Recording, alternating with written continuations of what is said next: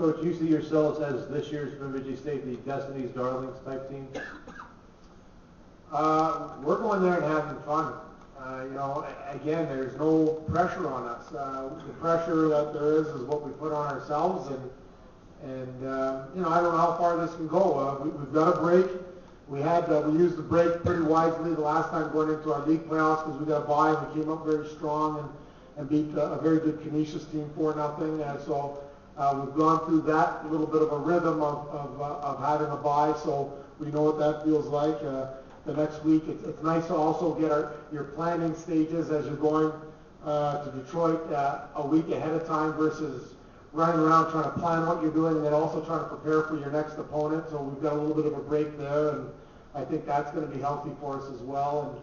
And I think the break's going to be good for us as we prepare again and move forward.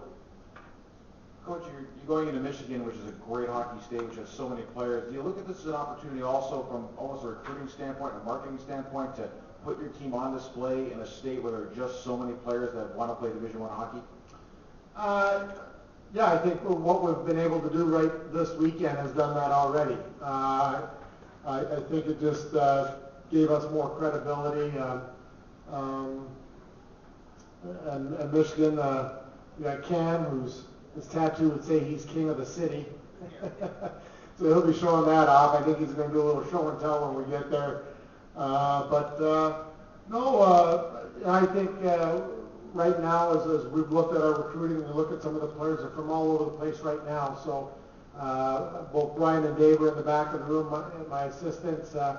They put on a lot of miles traveling and obviously have done a great job in picking players, and that would fit us, not only as hockey players but as students, and they've put us in a very good position.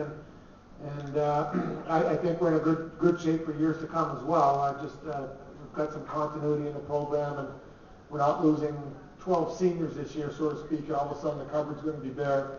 We're losing very good people, and that's a mark of a good team. When you lose good people every year, it's your job to replace them, and that's what we're trying to do. Take a few more for Coach. Wayne, just talk about Jared Michael's performance throughout the playoffs here. Very steady. I wouldn't say he was spectacular, but he's been very consistent for you. What does he do well? Well, I think what you saw this weekend has been Jared throughout the whole year. You look at his stats coming into our playoffs just in general, and he's had a couple of hiccups, but when you play as many games over the year, you're going to have that. And first of all, he's one of our best athletes, so as far as his conditioning, he can handle a lot of games.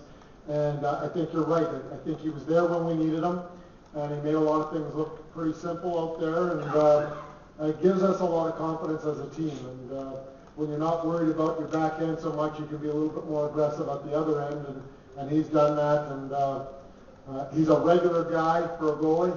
I don't know if I can say that, but there's no hiccups and crazy stuff going on. He's a great teammate and a great person, and we're very fortunate to have him. So I should have to take that last note. Actually, this is inspired by his question. Obviously a confident goaltender with great confidence in the teammates in front of him, but he's clearly kind of the life of the party out in the press conferences, and I imagine he's the same way in the locker room. What is his leadership from the back in that sense, maybe? His leadership has been great. I mean, he probably should be wearing a C, and I don't know when we did the voting, if goalies, and I don't even know what the rule is. I think there are some goalies that are captains, but can they wear the Cs, or I'm not, very few anyways, but no, he's a definite captain of our team, even though he's not. Doesn't have a C on the jersey. And he's not afraid to speak up. He says the right things at the right time. He obviously keeps us loose, as you've seen here this weekend. But he has a great, strong work ethic. Mike Germain, our goalie coach, has done a tremendous job with him. And like I said, he's invaluable right now. Take one or two more for Coach.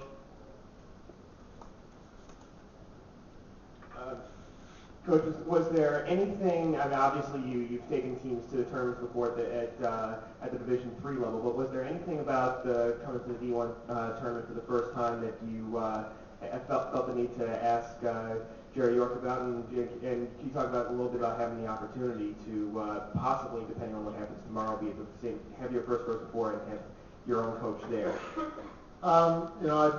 We exchange texts on a somewhat regular basis, well, weekly, I guess, and he's was a great mentor to me. Obviously, anyone that's followed college hockey knows he's one of the best, if not the best, and he's been real good in shaping me, I think, as a coach, and we hope that I can have the success he has. But no, our team, in preparing, our team has just been very easy to coach. I don't know how to explain it. I tried to explain it last night. The highs, the lows, where are they emotionally. We just haven't had the distractions leading up. Guys, last second, their sticks or their tickets or what's going on. The team has just been very focused on the next game, but not so wound up tight that you can say, geez, they're going to drive themselves crazy. We've had fun. The practices have been very short, and again, we continue to work on what we think we need to improve on, and we've just gone about our business in a very good manner. All right, thanks, Coach. Congratulations and good luck.